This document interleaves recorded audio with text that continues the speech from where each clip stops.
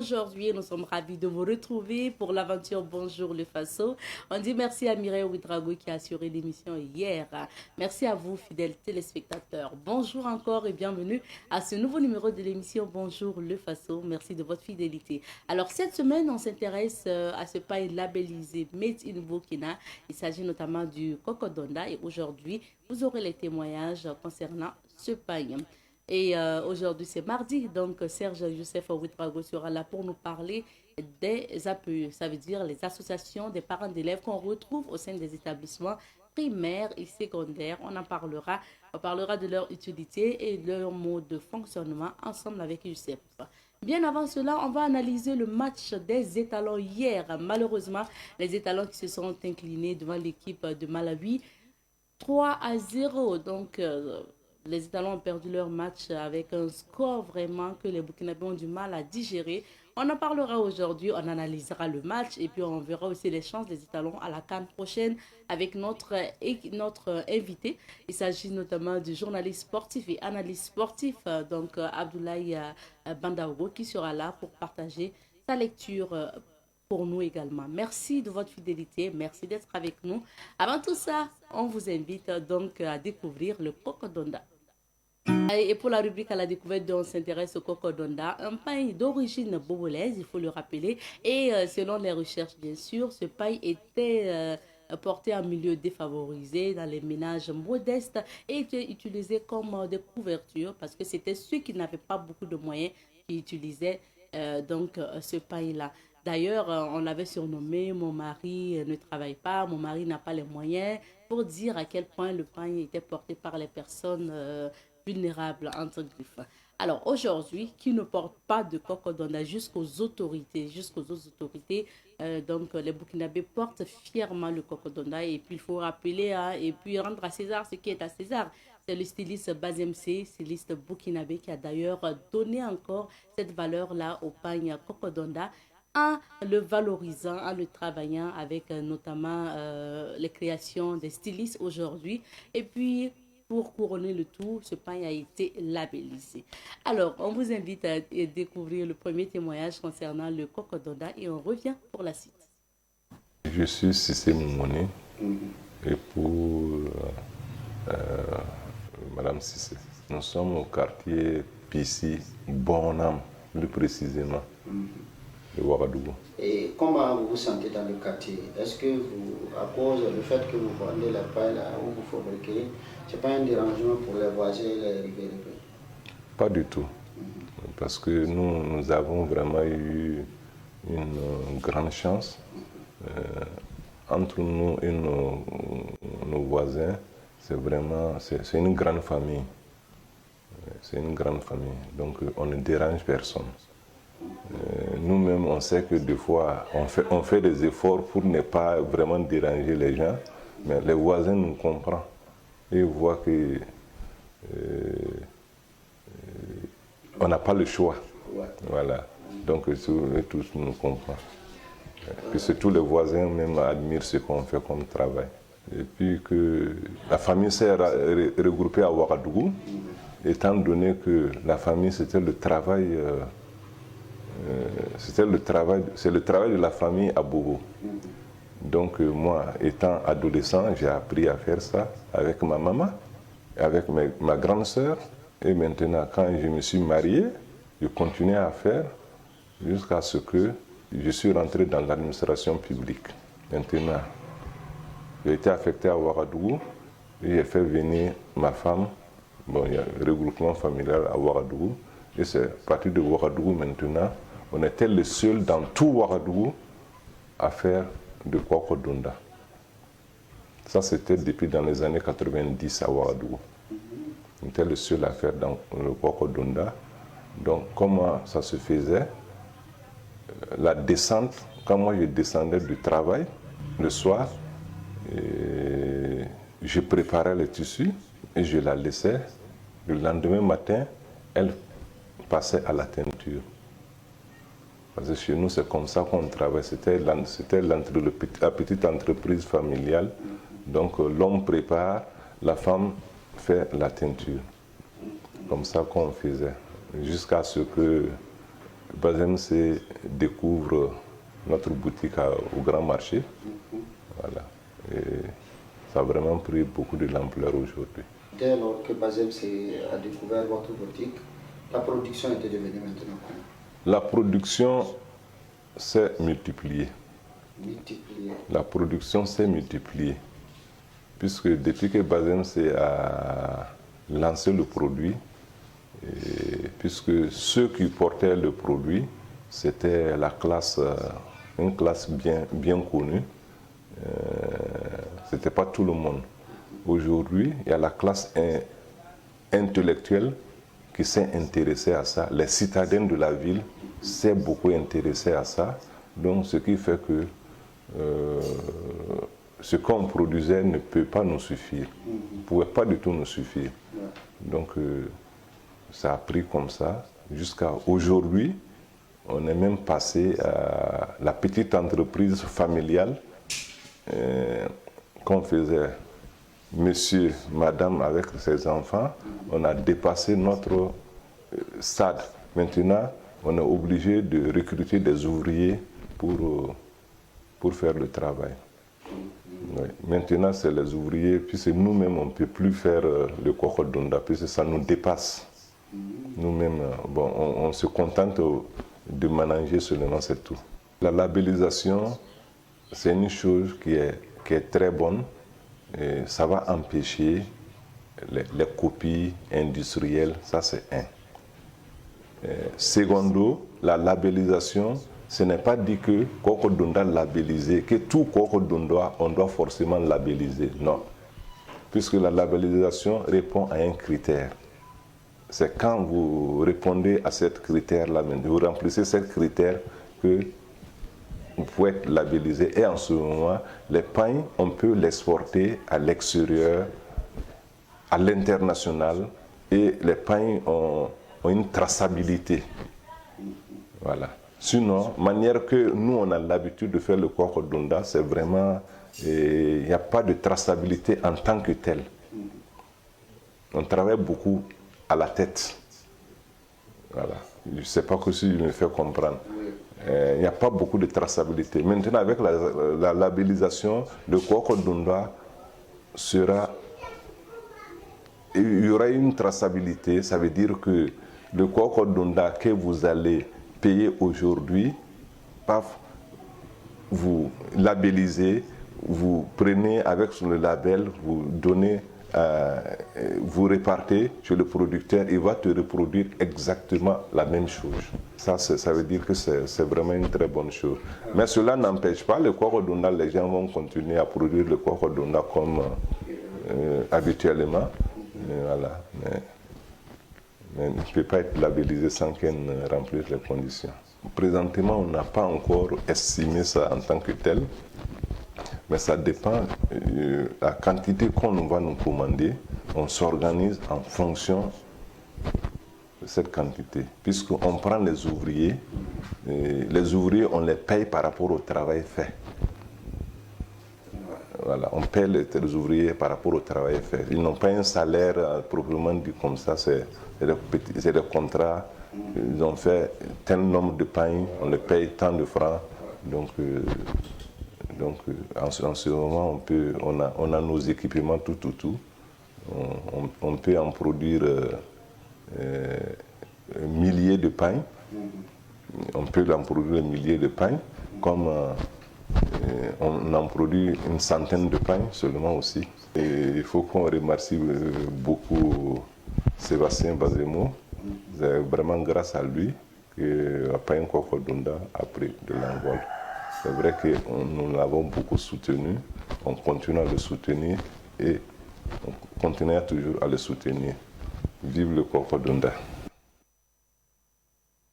Vous écoutiez à l'instant le témoignage de M. Cissé. Vous avez vu les images aussi de la famille Cissé et qui travaille notamment sur le Kokodonda, qui fabrique et commercialise le Kokodonda. Ils sont à Ouagadougou notamment. Et c'est justement dans une de leurs boutiques que le styliste Bazem C a vu encore ces motifs du Kokodonda et il collabore depuis des années. Merci de votre attention. Pour la suite de l'émission, on s'informe à travers la revue de presse. Nous débutons la lecture des titres des journaux avec le quotidien. Le quotidien qui affiche à sa une ce matin, département de la justice du Burkina Faso, désormais des toges en Faso d'Enfani pour les magistrats et les greffiers. Bogandé Nyanya, le TGI reprend du service dans ses locaux après 2 ans d'absence. Lutte contre les acrobaties sur la voie publique, une trentaine d'engins à 2 roues saisis et mis en fourrière. Donc, toujours à la une du quotidien ce matin, lorsque le pays aura besoin de renforts, nous répondrons présents. Donc, selon Prosper Kinda, Burkinabé vivant à New York. On passe à présent aussi au quotidien d'État Sidoya qui affiche à sa une ce matin, promotion du consommant au burkinabé, les acteurs judiciaires désormais en toge Faso d'Enfani. Commission de régulation des dysfonctionnements, le conseil d'orientation reçoit les directives du chef de l'État. Professeur Naïzongo, cancérologue, l'âge moyen de survenue des cancers de sein se situe entre 40 et 50 ans en Afrique. Nyanya, le TGI de Bogandé, reprend du service dans ses locaux après 2 ans d'absence. Production du beurre de karité, la rareté des noix hante la filière. Trait de plume Sénégal, Paris gagnant pour le PASTEF. Nous continuons avec l'Express du Faso. L'Express, ce journal Bobo, les titres à sa une ce matin. Bobo du Lasso, des étudiants et élèves mécontents de la prestation de Sotraco. Autant le dire, Sénégal, le renouveau est irréversible. Prix burkinabé de la qualité, les meilleures entreprises ont été primées. Actu documentaire, Choguel veut partir ou il veut se faire limoger. Hygiène et assainissement à Bobo, la police municipale sensibilise avant de réprimer. Au palais de justice, ils volent plus de 4 millions de francs CFA pour parier sur OneXBet. Les étalons méconnaissables face au Malawi. À présent, jetons un coup d'œil sur la une de Aujourd'hui au Faso. Aujourd'hui au Faso affiche à sa une commission de régulation des dysfonctionnements. Le conseil d'orientation reçoit les directives du chef de l'État. Digitalisation de l'administration douanière. Voici venus les jours du ICMC. Journée africaine de la statistique, déclaration du ministre de l'économie et des finances. Éliminatoire Cannes 2025 après le naufrage des étalons. Dayo demande pardon. BOA Burkina Faso, le DG sortant Faustin Amoussou fait chevalier de l'ordre de l'étalon. 91,80% de oui au référendum constitutionnel au Gabon. Que fera le général Oligui de ce prêt-à-porter politique? La question est posée à la page numéro 5 de Aujourd'hui au Faso. Résultat des législatives du 17 novembre au Sénégal, une victoire gênante du PASTEF. À présent, le pays. Le journal Le Pays affiche à sa une commission de régulation des dysfonctionnements. Le conseil d'orientation reçoit les directives du chef de l'État. Cannes Maroc 2025, les étalons qualifiés mais ne rassurent pas. Révélation, acrobatie sur la voie publique à Ouaga, une trentaine d'engins mis en fourrière. Toujours à la une donc du pays ce matin, audience dans les juridictions burkinabées, désormais les toges des magistrats et greffiers en Faso d'Enfani. Certificat de mise à la consommation, la version digitalisée lancée. Et page triste, le président de l'UNAPESP, Hector Ardan Ouedraogo, n'est plus. On termine avec l'Obs ce matin. Le plus vieux quotidien donc privé affiche à sa une ce matin roller au Burkina, slalom sur une piste jonchée d'obstacles. Réquisitoire Choguel contre les militaires, un premier ministre, ça la ferme ou ça démissionne. Malawi, Burkina Faso 3-0, les flammes consument les étalons. Décès Hector Ardan Ouedraogo, les parents d'élèves en deuil. Toge d'audience en Faso d'Enfani, magistrats et greffiers désormais en mode endogène. C'était là donc les titres des différents journaux. On vous invite au niveau de vos kiosques à journaux pour vous procurer de ces quotidiens afin de les lire. Merci de votre attention. Pour nous, on continue en découvrant les couleurs du temps, c'est à travers la météo. Nous sommes ravis de retrouver aujourd'hui notre ami et collègue Abdoulaye Bandaogo, journaliste sportif. Bonjour. Bonjour Abzeta et bonjour aux téléspectateurs de Sava Media. Bienvenue. Merci, c'est gentil. Ça va, hein? Tu es bien réveillé? Oh non, tranquille. Tu as oublié le match? Comme d'hab. Tu as oublié le match? On peut pardonner, on peut pas oublier. On ne peut pas oublier. D'accord. Bon, en tout cas, on va parler de ce match des étalons contre l'équipe du Malawi. Oui. Et bien sûr, de pourquoi les étalons ont perdu. Mais on sait aussi que le championnat national se poursuit, ça se joue. C'est quoi la situation actuellement? Oui, le championnat national face au Foot League bat son plein actuellement à Abzeta. Et ils ont, ce week-end en tout cas, les clubs ont évacué la 9e journée. Et après cette 9e journée, c'est l'équipe de la Sonabel qui est toujours en tête avec 17 points parce que les équipes d'en haut, toutes ont fait match nul ou une défaite parce que la SFB a perdu sa rencontre du côté de Koudou. Et d'ailleurs, même c'est la première victoire de la nouvelle saison de la SEC de Koudou, 2-1 sur la SFB, même qui arrache le défenseur, le capitaine de la SFB, qui arrache le meilleur joueur du mois d'octobre à la personne de Zerbo. Et la Sonabel qui fait un match nul avec face à l'Espagne, une rencontre médiocre parce que franchement je n'ai pas apprécié le niveau du jeu, que ce soit le niveau technique ou tactique des deux équipes. Et il y a Lusso aussi qui arrache un point, je peux dire Lusso a arraché un point face à ces jeunes très talentueux du Real du Faso.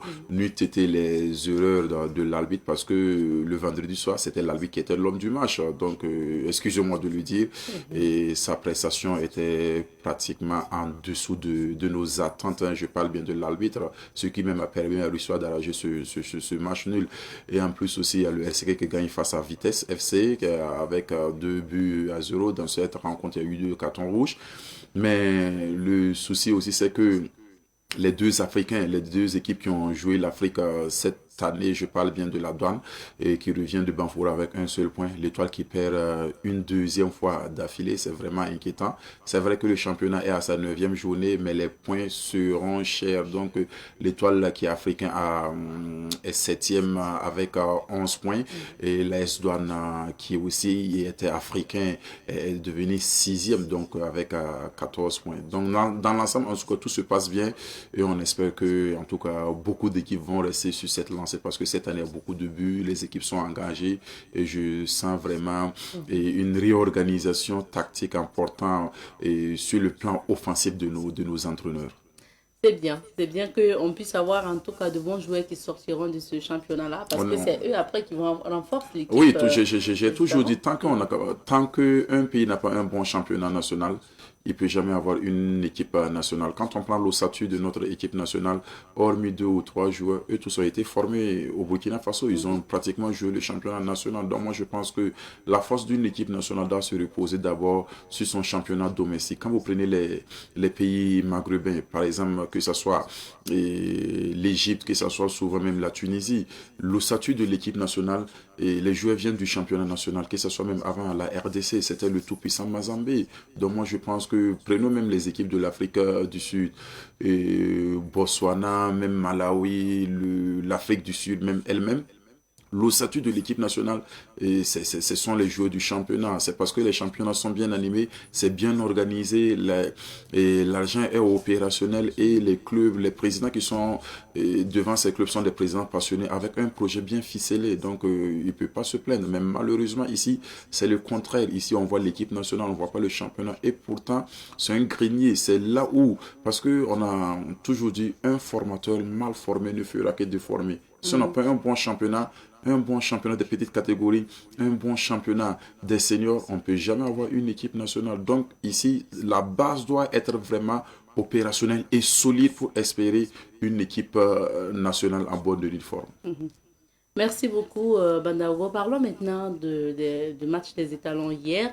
Les journalistes sportifs ont sorti vraiment des qualificatifs ou des vocables. Hein. Ouais. On parle de naufrage collectif, On parle donc d'hécatombe. Là, on fait appel à la rousse au petit Robert. Mais vraiment, pour faire sortir les les mots. expressions. J'ai l'impression même que d'ailleurs, souvent, vos comptes rendus, là, vous faites beaucoup avec le sentiment. Hein. Non, en fait, vous savez, les rencontres, les histoires de rencontres, surtout le football, c'est vrai. On doit être professionnel dans nos écrits. Il y a le sentiment, il y a les émotions, mais les sentiments et les émotions ne doivent pas dominer en tout cas la logique aussi. Donc souvent, on rencontre, et non, on rencontre pas du n'importe quoi. On dit ce qu'on a vu, on dit ce qu'on sait, on dit ce qu'on constate. Donc pour moi, je pense que les différentes qualifications de la rencontre d'hier, que ce soit le Novra collectif, pour moi c'est une désillusion. C'est une désillusion, c'est une démission totale de nos joueurs parce que je ne peux pas comprendre Abzeta qu'une équipe se qualifie à la 4e journée, les 2 derniers matchs, et elle perd ces 2 derniers matchs. On peut comprendre de perdre une rencontre, mais avec la manière, la façon et surtout les aspects qu'on a utilisés pour préparer cette rencontre. C'est vrai, il y a beaucoup d'aspects qui peuvent rentrer en ligne de compte, mais je pense que cela ne doit pas être une raison. Donc c'est ce que j'ai dit. Il peut s'excuser sans s'excuser. Il faut se dire que il y a toujours un travail. Il y a toujours un travail et le travail c'est pas maintenant. Et vous savez qu'à chaque CAN, on prend pas le soin pour faire le diagnostic de ce qui a marché, ce qui n'a pas marché. Ça, c'est un. De deux aussi, on prend pas le soin pour travailler de telle sorte pour faire le bilan. Vous savez que depuis belle lurette, il n'y a jamais eu un bilan technique ou tactique d'une équipe nationale. Après une CAN. En 2021, la CAN qui s'est jouée en 2022 au Cameroun, l'entraîneur est rentré. On n'a pas vu un bilan de la direction technique nationale pour nous montrer ce qui a marché sur le plan technique et ce qui n'a pas marché. Quels sont les secteurs qu'on doit renforcer? Oui, l'objectif principal, c'est se qualifier. Et on demande à chaque fois à l'entraîneur de rajeunir l'équipe. Une équipe qui n'est pas vieille, vous voulez rajeunir quoi? Il faut renforcer plutôt l'équipe. Donc pour moi, je pense que il y a quelque chose qui ne dit pas son nom et il est temps qu'on se dise la vérité, que ce soit à la tête de la fédération, surtout avec l'équipe nationale. J'ai toujours dit, l'équipe nationale n'est pas un sentier où tout joueur doit venir se relancer. L'équipe nationale, ce sont les joueurs en forme de moment. Une équipe nationale n'a pas forcément, je pèse mes mots, une équipe nationale n'a pas forcément besoin d'ossature, mais une équipe nationale a besoin des hommes en forme du moment pour composer. Parce que ce sont des choix, ce sont les meilleurs. Et il y a des joueurs de seconde zone. Ici au Burkina, il suffit seulement de prendre l'avion, atterrir dans un aéroport international et tu es sélectionnable. Et pourtant, ça ne devrait pas être le cas. Moi, je pense qu'il y a des joueurs au sein de notre équipe nationale actuellement qui n'ont pas le niveau des étalons. Beaucoup n'ont pas le niveau des étalons. Il faut avoir le courage, je le dis, parce que pourquoi moi, j'ai parlé du championnat? Je défie quiconque. Et je veux qu'on applique ce que j'ai dit. Si j'ai tort, je viens sur le plateau, je dis Abzeta, j'ai eu tort.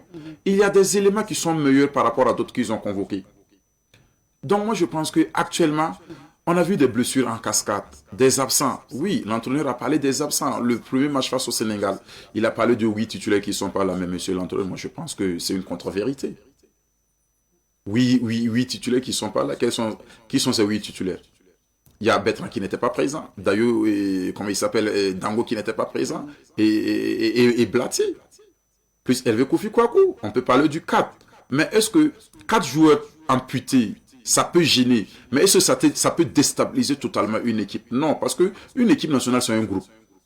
Une équipe nationale, c'est l'esprit et de la solidarité qui doit dominer. Si un tel n'est pas là, l'autre le remplace et puis on fait le job. Donc moi, hier...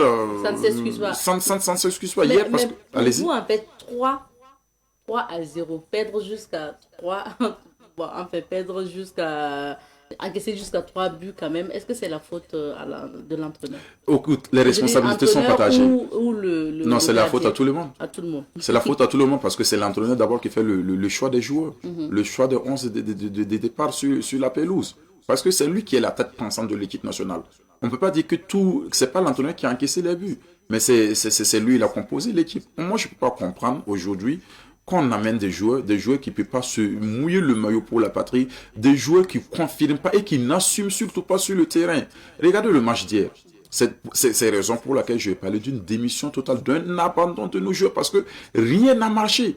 Il y a eu des erreurs. Des erreurs pas possibles, parce que Oui, ils sont rentrés premièrement, ils n'ont pas joué collectif. Je peux comprendre que vous ne jouez pas collectif, mais individuellement, vous devrez être fort.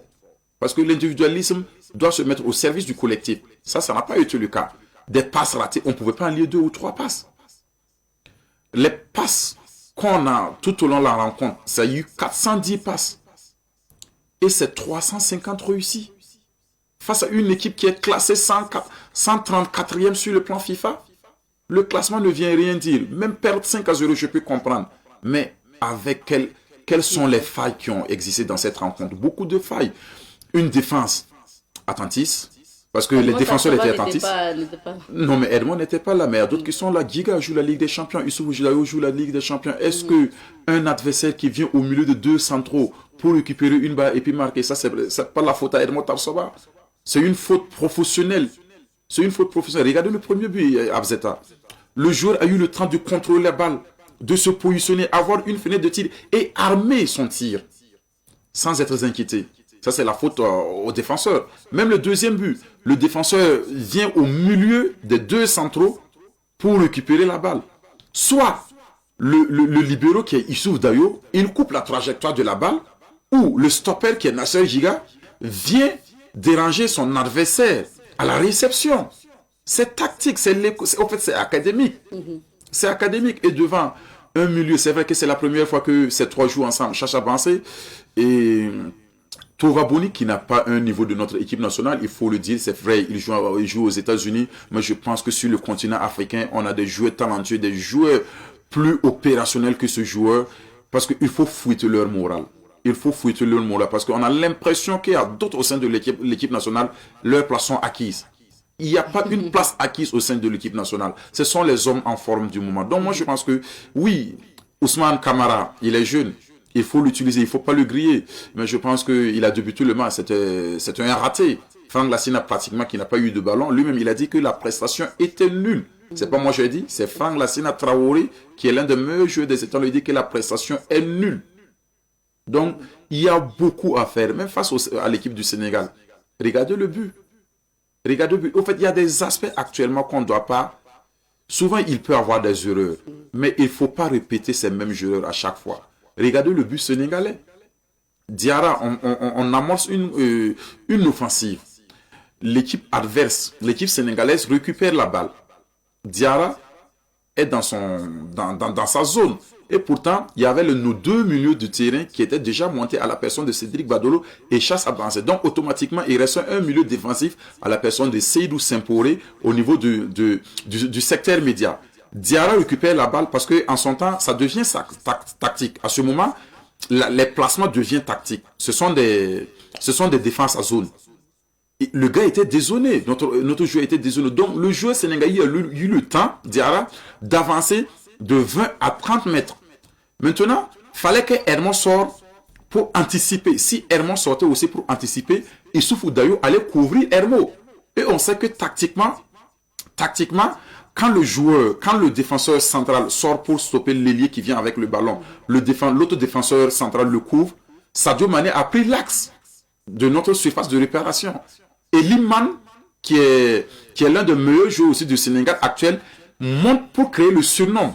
Hermon n'est pas monté. Donc le joueur a eu le temps encore d'avancer. Si Viago montait aussi, était un peu en avance. Donc il n'a pas reculé de 2 ou 3 pas en arrière pour fermer la fenêtre des tirs. Donc vous voyez tout ça. En fait, c'est tactique, c'est académique et c'est réflexe. Donc il y a beaucoup d'erreurs. Parce que il y a des joueurs qui ne sont pas présents. C'est vrai. Que ce soit Bertrand, que ce soit Dango, que ce soit Edmond qui n'est pas là, que ce soit Issa ou Blati Touré. Mais ces 5 ou 6 personnes ne peuvent pas justifier la contre-performance d'hier. Parce que les joueurs qui ont eu l'occasion de jouer, il faut prouver. Donc, ce qui veut dire automatiquement, hormis ces 4, on n'a plus une équipe à Zeta. Et pourtant, une équipe nationale, c'est un groupe. Alors que c'est combien, enlever ces personnes, ces 5 ou 6 personnes, il reste quand même combien de joueurs? Non, il reste plusieurs joueurs. Mais je pense que même si vous vous faites battre, mais il faut honorer la patrie, il faut mouiller le maillot, il faut dire aussi à ceux qui vous suivent ou à celui qui vous est sélectionné que oui, vous avez vous avez eu raison de nous sélectionner. Mais cette contre-performance aussi montre les limites de notre staff technique par rapport au choix. Ça dit tout. C'est pour ça que j'ai dit que les responsabilités sont partagées. Ça montre aussi les limites de notre staff technique parce que, et hier, après la rencontre, il a parlé des joueurs qui ont démarré le match, qui sont des locaux. Mais Abzeta, l'équipe malawite est composée à 90% des joueurs locaux qui jouent le championnat domestique du côté du Malawi. D'autres jouent du côté de la Zambie, l'Afrique du Sud, Botswana et la RDC. On a des joueurs qui viennent d'Europe. C'est vrai que beaucoup jouent dans des championnats de seconde zone, mais cela ne doit pas être une excuse. Donc, au niveau de 11 départ, il n'y a pas eu de locaux. C'est en deuxième période qu'il a balancé 2 personnes, Clément Pietropa et Blaki Swatara. Il ne peut pas parler de locaux. Il ne peut pas parler de 8 titulaires.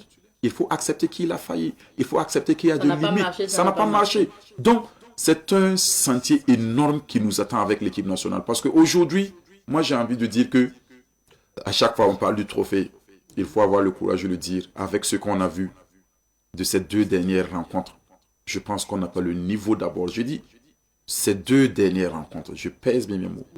Je pense qu'on n'a toujours pas le niveau de remporter une CAN. Parce qu'il y a beaucoup à faire. S'il y a 2 ou 3 absents, et avec cette désillusion, écoutez, il nous reste beaucoup à faire. Oh, il reste beaucoup à faire. Alors, de vos commentaires, on n'a pas entendu parler du portier. Parce que Hervé Kofi n'était pas là hier. Oui, j'ai parlé du portier parce que le naufrage, il est collectif. Le naufrage, il est collectif. J'ai parlé de ses erreurs face au Sénégal. Il pouvait reculer de 2 ou 3 pas en arrière pour fermer la fenêtre de tir. Et on a besoin des bons gardiens. Steve, c'est vrai, beaucoup vont parler de sa forme et tout. Il joue dans son club.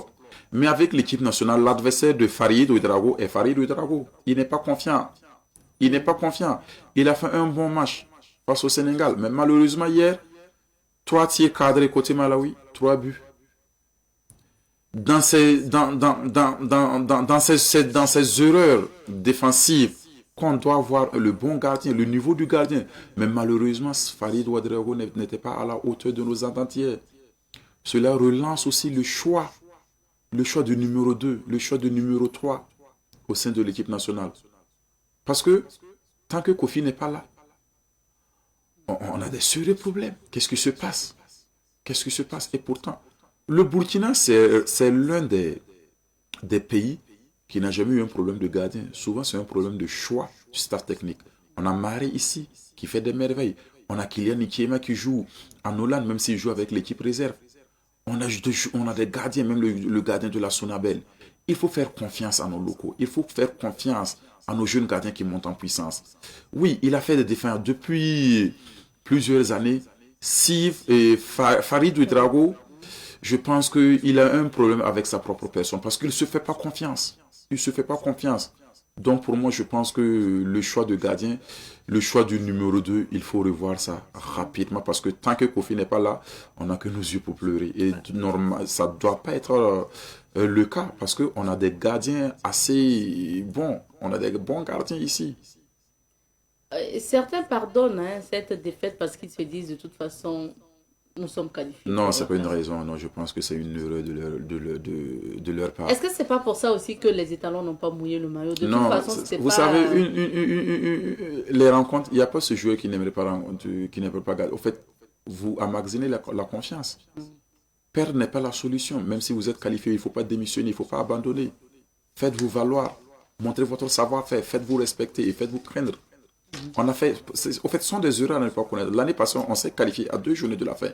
L'entraîneur qui était Velut, qui est mon ami qui est du côté du Maroc, un coucou au passage, même s'il ne m'a jamais aimé. Et je ne viens pas sur les plateaux pour me faire plaire. J'aime ce que je fais. Je veux qu'on applique ce que je dis. Et je dis ce que je pense. Parce qu'un journaliste, ce sont les faits et les gestes. Il s'est qualifié à la 4e journée. On était tous avec Ruben Tututu à Lomé, mais il a brandi ça comme un trophée. Pourtant, se qualifier, une qualification à une CAN du Burkina, c'est un non-événement. Mais qu'est-ce qui s'est passé après? Il a passé tout son temps à perdre les matchs. Il y a eu un manque de confiance qui s'est installé au sein de l'équipe nationale. Et on s'est fait éliminer au niveau des 8e de finale à la CAN. Et pourtant, à la CAN, c'était à côté, la Côte d'Ivoire. On se préparait pour jouer au minimum les demi-finales. Donc moi je pense que ce sont des erreurs à peu contre. Il est temps que le staff diagnostique et surtout regarde des joueurs qui n'ont plus le niveau, faire appel à d'autres personnes pour créer une vraie concurrence au sein de l'équipe nationale. Il est temps aussi qu'on applique les règles de l'équipe nationale. Un joueur qui est blessé à Zeta doit venir faire constater sa blessure avec le staff médical des étalons. Parce que il y a eu beaucoup de défections, je suis blessé, je ne suis pas blessé, il y a eu beaucoup de polémiques, même la fédération même parle d'indisponibilité. Il y a des pas de blessure, indisponibilité. Il y a d'autres, oui, il y a d'autres qui étaient déclarés officiellement, il y a d'autres qui n'ont pas d'indisponibilité. Il faut nous dire les vraies raisons. Un joueur qui est blessé, on coupe le billet d'avion pour ce joueur et vient faire constater sa blessure avec le staff médical de l'équipe nationale et puis il retourne. C'est ça une équipe professionnelle, c'est ça une équipe sérieuse. Vous croyez qu'en Algérie, au Sénégal ou en France, un joueur se dit blessé et transfère juste un certificat médical? Non, ce n'est pas le cas. Il faut vous faire respecter. Tant qu'on aura toujours de légèreté au sein de l'équipe nationale, on n'aura que nos yeux pour pleurer. Donc, il faut travailler à professionnaliser. Il faut organiser. Il faut avoir un environnement sain. Il faut que les choix des hommes soient vraiment opérationnels. Il faut que ceux qui vont venir en équipe nationale soient les plus méritants. Que du jeu du côté du Mexique, aux États-Unis, ça veut rien dire. Il faut amener les meilleurs parce qu'une équipe nationale n'a pas forcément besoin de d'ossature, mais les hommes en forme du moment. Il faut accentuer sur notre championnat. On a des joueurs aujourd'hui qui peuvent jouer. Même sur le continent africain, je parle de Draman Kambou, qui est un excellent milieu récupérateur. Quand Draman Kambou joue avec le RCK ici, il a même été sélectionné. Il peut jouer dans un championnat où le niveau est un peu élevé plus que le Burkina, il n'est plus sélectionnable. Pourtant, il joue un niveau bas ici et il a été sélectionné. Vous pouvez comprendre ça? C'est difficile à comprendre. À tout compte fait, le Burkina a perdu ses 2 derniers matchs, mais qualifié pour la CAN. Mais est-ce qu'avec ces 2 défaites successives, il y aura de l'impact pour la suite? Ou bien qu'est-ce qu'il faut faire aussi pour... Non, je pense que c'est qu'est-ce qu'il faut faire qui est la bonne question. Parce que l'impact il est déjà. Il y a une crise de confiance qui s'installe au sein de l'équipe. Est-ce que si d'autres ne sont pas là, est-ce qu'ils pourront faire l'affaire? Le staff s'écrit, voilà. Mais qu'est-ce qu'on doit faire? Je pense qu'on doit donner les moyens nécessaires au staff technique de travailler. Je pense que ce soit au niveau des stages de nos joueurs, les choix des terrains même d'abord, c'est vrai. Et il y a des histoires politiques qui font que voilà, on ne peut pas aller en Côte d'Ivoire pour jouer, on ne part pas là-bas pour jouer, le Mali est proche, vu le climat politique, je ne vais pas rentrer en profondeur parce que tout le monde sait ce qui se passe, mais je pense que quand on a joué à Abidjan, et à 12h, parce que la fenêtre internationale commençait le lundi, le mardi avant 12h, 24 joueurs étaient déjà là sur 25, donc ça veut dire que et là-bas c'est plus proche et c'est plus opérationnel. En plus aussi, il faut la discipline, il faut le respect pour notre équipe nationale, il faut que le staff ne regarde pas des têtes ou des trucs, non, il faut appeler ceux qui méritent. Donc il faut relancer en tout cas une concurrence saine au sein de l'équipe nationale. Il faut relancer une concurrence et puis dire aux joueurs, vous venez pas pour moi, vous venez pour vous-même, vous venez pour la patrie. Parce que l'équipe nationale, c'est tout. L'équipe nationale est au-dessous des équipes. C'est vrai que leur gagne-pain, c'est avec les clubs. Mais l'équipe nationale, c'est la fierté. C'est quand tu viens en équipe nationale, on t'appelle international. Tu peux jouer du côté du Barça, le Real ou le PSG. Mais tant que tu ne voulais pas avec ton équipe nationale, tu n'es pas un international. Donc, ça veut dire que c'est un titre qu'il doit défendre avec beaucoup de fierté. Donc, je pense que tout n'est pas... On peut toujours relancer. Tout n'est pas perdu. Tout n'est pas perdu, mais il faut que tout le monde travaille et sans complaisance. Parce que ce n'est pas une question de redevabilité. Appelez ceux qui méritent. Appelez ceux qui méritent. Ouais. Et on met les moyens nécessaires pour aller à la CAN 2025. Oui, parce que ça se prépare. Une CAN, une CAN pour remporter une CAN, c'est pas après une CAN ratée qu'on se dit, ok, on monte en place une équipe commando. Non, une CAN, ça se prépare minimum 6 à 10 ans. Le Sénégal a pris combien d'années? La génération qui a remporté la CAN du côté du Cameroun, c'est la génération 2015. Ils ont joué la CAN au Gabon. Éliminés au niveau des cas de finale. Ils ont joué la finale là, du côté de l'Égypte. Et puis le Sénégal a remporté la CAN du côté du Cameroun. Donc c'est pas une génération c'est pas une mission commando, mais c'est tout un processus en fait qu'on doit aller. Donc il faut donner la chance à nos joueurs. Il faut faire confiance à certains joueurs que même s'ils évoluent sur le continent africain, il faut les faire confiance. Et il faut traiter les joueurs au même pied d'égalité surtout. Ouais. Merci beaucoup, Abdoulaye Bandaogo, pour ces analyses. On se retrouvera une autre fois. Oui, merci. Mais l'information, c'est qu'il y a eu un scandale hier au niveau de la CAF. Oui. Edmond Tapsoba n'est pas au niveau de la liste des 5 joueurs. C'est un scandale. Oui, par rapport au meilleur joueur africain ou le ballon d'or africain. Edmond Tapsoba ne fait pas partie des 5 joueurs nominés. Je pense que c'est un scandale. Oui, je le dis haut et fort, c'est un scandale. Parce que je ne peux pas comprendre un joueur comme Simon Adengra, c'est vrai. Il a remporté la CAN. Mais il a pris part à la compétition à partir de quatrième de finale, à partir des quarts de finale. Actuellement, il ne joue pratiquement pas avec Bayton. Edmond, c'est l'un des meilleurs défenseurs, pour ne pas dire le meilleur défenseur du continent africain.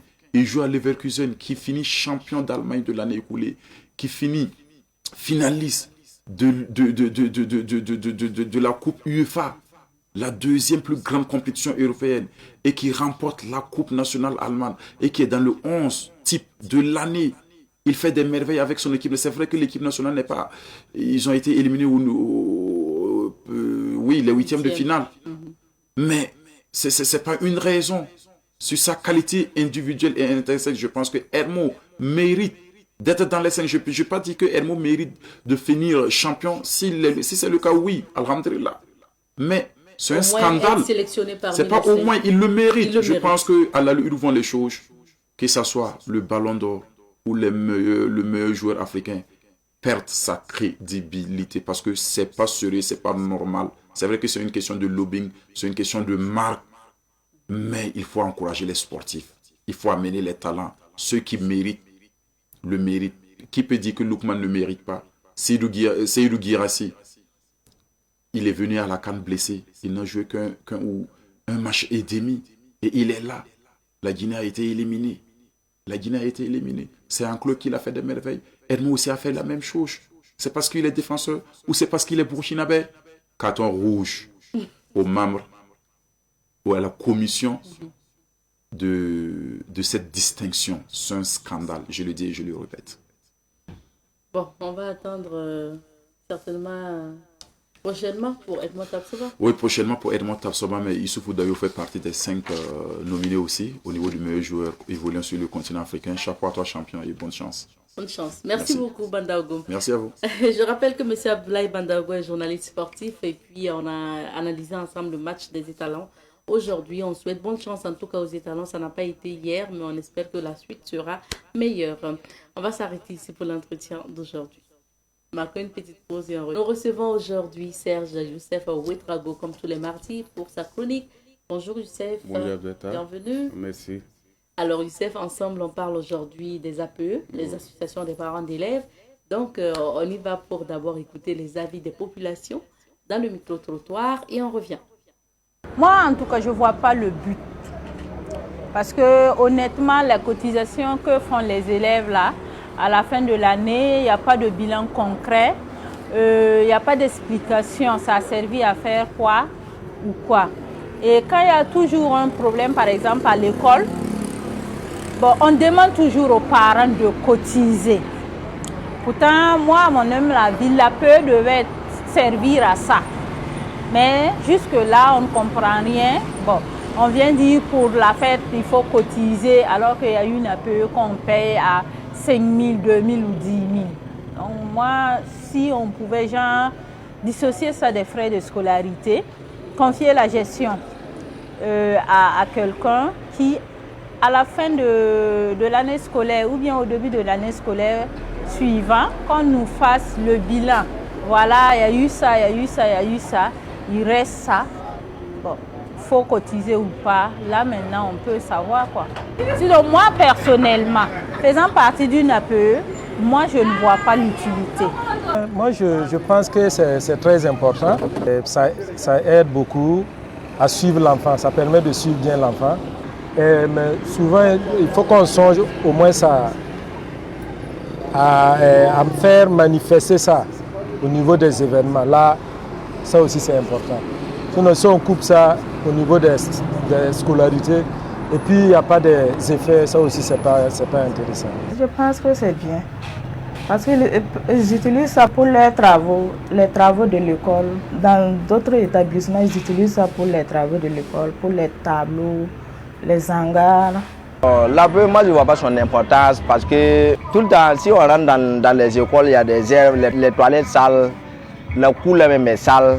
Bon, c'est l'argent de l'APE qui devrait enlever, faire tout ça. Mais on voit que c'est toujours les enfants qui vont balayer le cou, nettoyer les toilettes et puis enlever les herbes.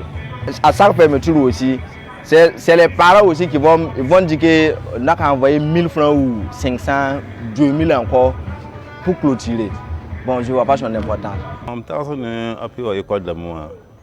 Il y a les livres, bon, pipi, tourner à Karimbiha Baramba, tourner yora la médecine, tourner yora Kosame. De mon point de vue, concernant l'APE dans les écoles, il y a deux aspects. Nous, parents d'élèves, nous payons l'APE il y a longtemps, mais nous ne comprenons pas vraiment son utilité. J'estime que c'est aux enfants de nous faire comprendre l'importance de l'APE. Si par exemple nos enfants nous disent que le fait de payer l'APE permet de réaliser de bonnes actions, cela va nous motiver à toujours payer. Par contre, si ce n'est pas bénéfique pour les enfants, si nous avons la possibilité de ne pas payer, cela va nous faire plaisir. Je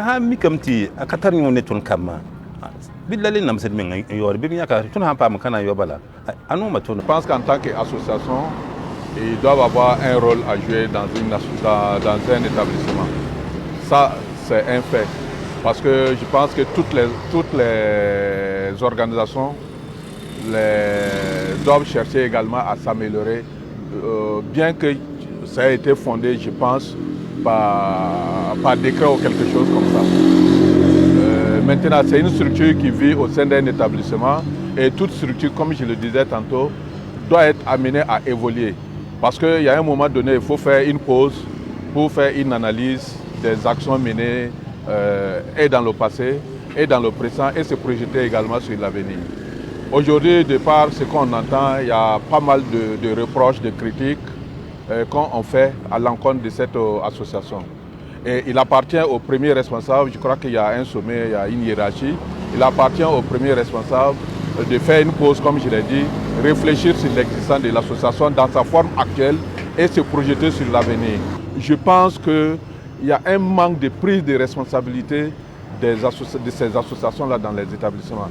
Je le dis parce que j'ai une fois été dans le bureau d'une association de parents d'élèves et il y avait un problème de réglage entre le bureau de l'association et le bureau ou bien la direction de l'établissement auquel je fais allusion.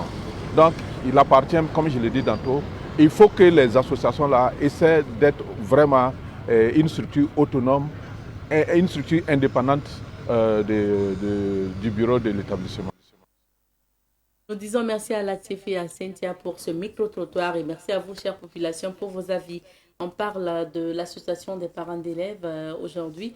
Alors, Youssef, avant de développer le thème, nous allons profiter, rendre hommage à un monsieur qui nous a quittés, qui était justement aussi parent d'élèves et surtout président, notamment de l'Union nationale des parents d'élèves de Burkina, l'UNAPES-B. Voilà, donc il s'agit de monsieur Hector Ardan Ouedraogo qui nous a quittés. On lui rend hommage aujourd'hui. Voilà. Que la terre libre de Burkina Faso soit légère. Amen. Amen. Et je sais que j'ai eu à le recevoir sur ce plateau une fois où on a parlé notamment de sa structure. Reposer en paix. Merci bien Youssef. Aujourd'hui, on parle notamment des APE, l'Association des parents d'élèves. On a écouté les avis des populations. Donc, la plupart du temps, même, certains disent qu'ils ne comprennent pas. Ils ne comprennent pas le travail des APE. D'autres, ce sont les cotisations qui leur posent problème parce que chaque fois, on cotise en début d'année et après, au cours de l'année, on dit d'envoyer 100 francs, 500, 2000. Ils ne comprennent pas. Bon, voilà. Donc, dis-nous, qu'est-ce que l'APE? Quel est son rôle en fait? Donc, quand on dit APE, ici, il faut dire que c'est une association des parents d'élèves qui a été mise en place dans une école Et dans plusieurs écoles. Et l'APE même a été... c'est un décret qui l'a institué. Et maintenant, chaque école elle doit s'organiser pour installer l'association des parents d'élèves à son sein pour essayer de faire quelque chose dans l'accompagnement des établissements et des enfants qui y sont. Donc c'est reconnu par l'État. L'État qui a institué ça et maintenant il laisse le libre choix maintenant à chaque école, à chaque établissement de s'organiser aux côtés de l'administration scolaire là, pour pouvoir travailler pour la réussite des études et du bien-être des élèves et de tous ceux qui y travaillent dans l'établissement. D'accord. Maintenant, quelles sont généralement en fait les actions des APE, de ces associations? Et il faut dire que généralement les actions des APE, c'est dit quoi? Quand l'APE est là, et à l'approche, vous savez que quand on bâtit les bâtiments, le matériel immobilier, même sur l'apport papier pour l'administration, arrive à un certain moment, il y a manque. Vous savez que l'État donne de l'argent pour s'occuper de ça. Mais avant que l'État ne vienne, si l'APE est bien organisé, c'est le rôle de l'APE d'accompagner ces écoles-là en achetant le matériel de l'administration. Si c'est au niveau du primaire, les cahiers de préparation, la craie, le tableau noir, avant la rentrée, l'APE va venir refaire le tableau. S'il y a des chaises qui sont gâtées, ils vont refaire. Au niveau du secondaire, c'est la même chose. Voilà, c'est la même chose. Donc l'APE est là, même les bâtiments, et les APE qui sont forts réfectionnent les bâtiments. D'autres même construisent des bâtiments. Voilà, quand ceux qui sont vraiment nantis, ils sont bien organisés. Parce que c'est les cotisations. C'est à travers les cotisations que l'APE s'organise. Donc l'APE est là pour accompagner. Et il faut dire aussi qu'au niveau au cours de l'année scolaire, il y a les examens blancs qui sont organisés pour accompagner les enfants dans les examens. Donc l'APE aussi peut appuyer l'administration dans cette organisation moyennant quelque chose. L'excellence scolaire, aujourd'hui que vous voyez dans certains établissements, il y a l'APE aussi qui prend la décision même d'organiser l'excellence scolaire en collaboration avec l'établissement. Donc voilà un peu ramasser la contribution de l'APE aux côtés des établissements. Et il y a aussi, il ne faut pas oublier qu'il y a des conflits aussi souvent que l'APE essaie de gérer. Voilà, le domaine scolaire. Souvent, le domaine scolaire, les gens viennent, ils traversent la cour de l'école. D'autres même, si c'est au niveau provincial où ce n'est pas clôturé, il y a d'autres, on en a des domaines scolaires qui c'est pour l'école. Entendre, vous voyez, un qui vient dire que c'est sa parcelle. Donc, tout ça, ces conflits-là, voilà, l'APE essaie de gérer ça. Alors, ce qu'il y a, c'est que souvent, les actions aussi des APE sont critiquées. Je veux parler de leur travail sur le terrain. Certains critiquent. Pourquoi, en fait? Les gens critiquent les actions de l'APE sur le terrain. Pourquoi? Parce que d'autres ne comprennent pas. Comme l'autre a dit qu'il ne comprend pas. Si on dit l'association des parents d'élèves est mise en place, on appelle les parents d'élèves pour organiser, pour le bureau, pour voter. C'est au milieu des parents, ceux qui ont inscrit les élèves, qu'on choisit un président, un secrétaire, un trésorier, etc. Il va de soi que souvent il y a d'autres présidents qui avaient leurs enfants dans l'établissement qu'on a choisi pendant 3 ans, 2 ans après on réunit le bureau. Et il y a d'autres, il n'y a pas de renouvellement de bureau. C'est-à-dire que même son enfant a fait le primaire, CM2 il est parti, d'autres son enfant a fait la 6e, CM2 il est parti, et lui il est toujours président de l'APE. De l'APE où il n'y a pas son enfant. Il n'y a pas son enfant. Président de l'association des parents d'élèves où il n'y a pas son enfant. Donc les autres ne sont pas d'accord. D'autres voient que non, qu'il y a une amalgame dans ça. C'est-à-dire qu'il y a quelque chose de caché, qu'il est là pour profiter des cotisations et organiser quelque chose en complicité souvent avec l'administration. Parce qu'il peut être là sans que voilà. Donc souvent c'est ça. Donc c'est ce qui fait que souvent les gens critiquent. Et souvent les gens vont cotiser l'argent que l'Assemblée a décidé de cotiser. Les gens vont cotiser. Et après, on vient encore dire qu'il faut envoyer 2000 francs pour tel événement. Il faut envoyer 1000 francs pour tel événement. C'est ce qui fait que souvent d'autres parents ne veulent pas. Voilà, ils ne veulent pas. Si on a dit que la cotisation est là, la PEDA s'appuie sur la cotisation des parents d'élèves là pour s'organiser, pour faire son programme d'activité au cours de l'année scolaire. Mais d'autres laissent la cotisation, ils récupèrent encore de l'argent avec les parents d'élèves. Donc souvent c'est trop. Donc ça fait que les critiques là viennent de partout. Donc c'est ça qu'on dit de revoir, de bien organiser. Il faut toujours améliorer. Vous pouvez souvent vous asseoir, faire un bilan. Mais il y a d'autres, il n'y a pas de bilan. n'y a pas de bilan. Donc, s'il n'y a pas de bilan, comment vous voulez progresser? Mais il y a d'autres personnes, ils font le bilan, ils savent que tant de francs est rentré, tant de francs est sorti, ils restent comme ça dans la caisse. Là, quand le bilan est propre, les gens sont obligés de ne pas avoir de problème. Mais ce qui pose problème aussi, même pour les parents d'élèves, c'est le coût en fait des cotisations. Certains pensent que le prix est élevé et c'est même pas uniforme souvent en fonction des écoles. Pourquoi en fait ces frais APE là, voilà, s'avèrent trop? Bon, trop c'est trop dit. On a dit que c'est institué et c'est reconnu par l'État. Comme c'est une organisation, l'État vous laisse le libre choix. Voilà. Maintenant, il y a aussi que il y a des règlements intérieurs et ils sont organisés. Il y a d'autres, c'est 5 000 francs. Voilà. Je sais que quand j'étais en brousse, c'était 2 000 francs qu'on payait à payer. Mais je sais que vu le temps passé, maintenant, ça paye 5 000 francs. 5 000 francs, une partie va aller dans la caisse, une partie va aller au niveau du but de la paix, et l'autre maintenant le fonctionnement. Maintenant, si à partir de cela, on dit que c'est 5 000 francs, et d'autres essaient de voir le programme d'activité qu'ils ont élaboré là, à base de ça qui fixe la cotisation. D'autres vont dire 5 000 francs, d'autres vont dire 4 000 francs, d'autres vont dire 6 000 francs, d'autres vont dire 10 000 francs. Donc, dans les écoles privées, voilà. c'est Donc, pas... voilà. Bon, si c'est dans les écoles privées, là aussi. Si c'est dans les écoles privées, ça c'est une autre stratégie encore, que d'autres profitent, surtout les fondateurs d'établissements profitent avec l'APE qu'ils ont installé pour piller les parents d'élèves. Pour le dire, c'est le mot. Voilà, parce que d'autres même, c'est le fondateur et le président de l'APE qui, voilà, les parents d'élèves même cotisent, mais ils ne savent pas que ça se passe. Voilà, donc là-bas, c'est vraiment criard, il faut qu'on essaie de voir, parce que, voilà, d'autres, c'est les fonds de commerce, voilà, qu'ils essaient d'avoir à travers l'APE par rapport aux cotisations.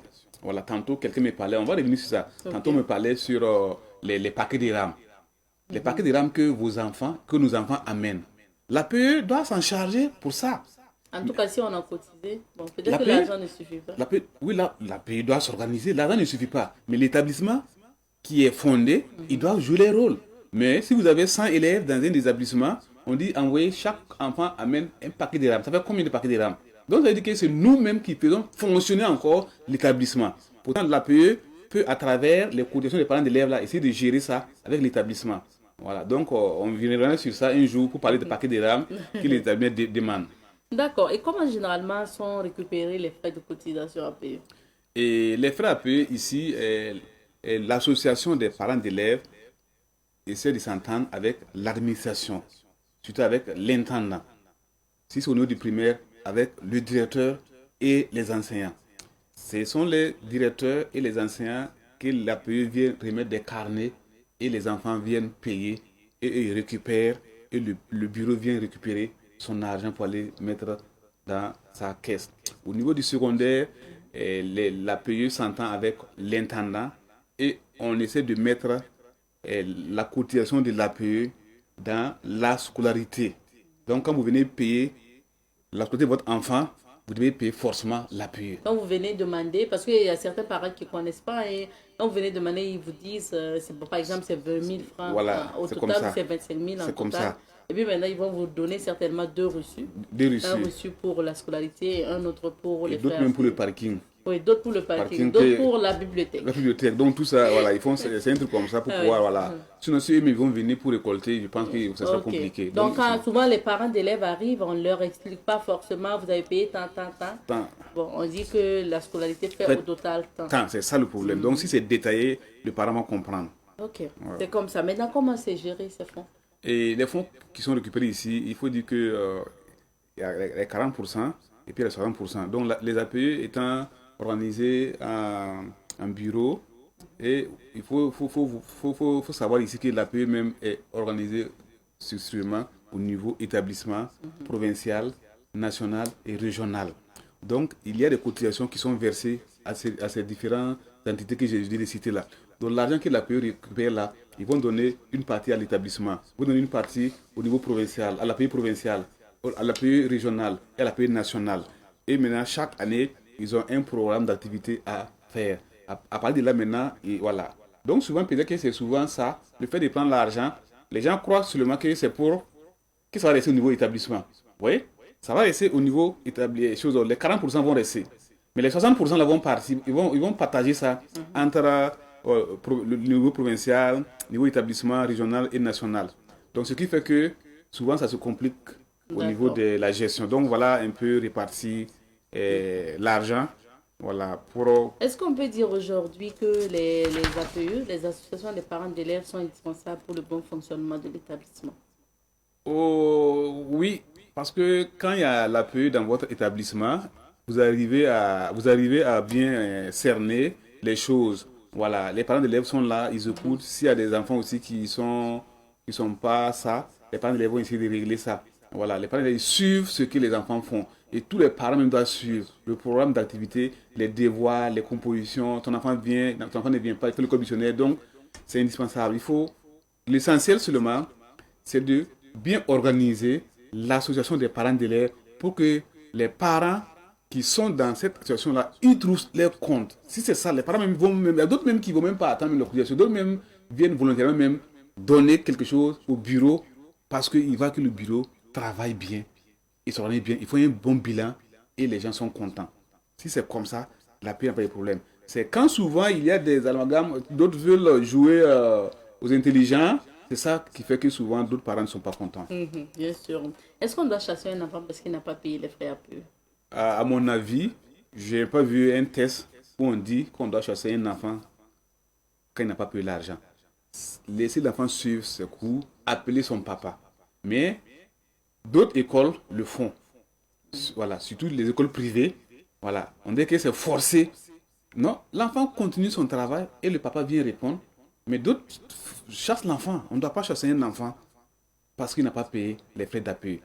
Faites recours à son papa. C'est lui qui doit venir gérer la situation. Bien sûr.